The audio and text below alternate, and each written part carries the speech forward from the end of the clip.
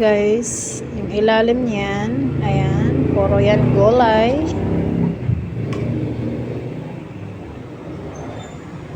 Ayan.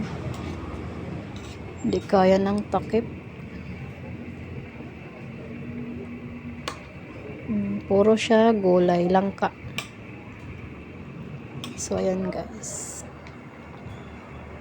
Ngayon, ang hintay natin maluto yung isda naman kasi hinapcook ko lang yan. Niluto ko muna siya sa suka.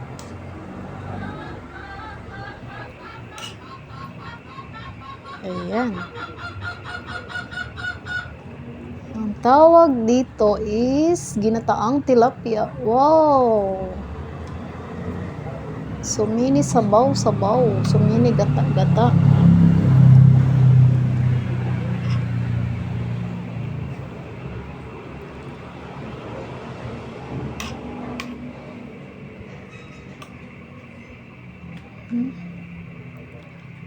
Pakadaming ano yan, maraming langka sa ilalim.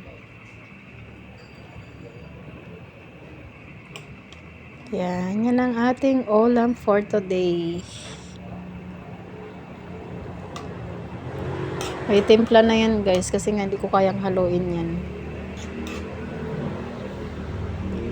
Hindi ko siya kayang haluin na nandyan na yung isda kasi madudurog siya, sayang.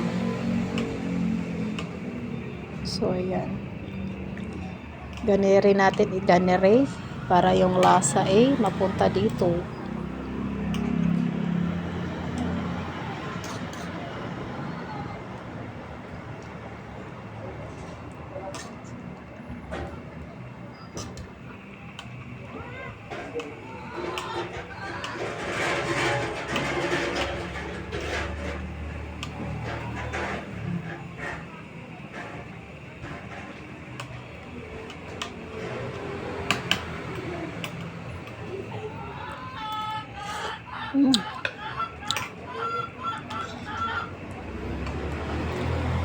Medyo tabang.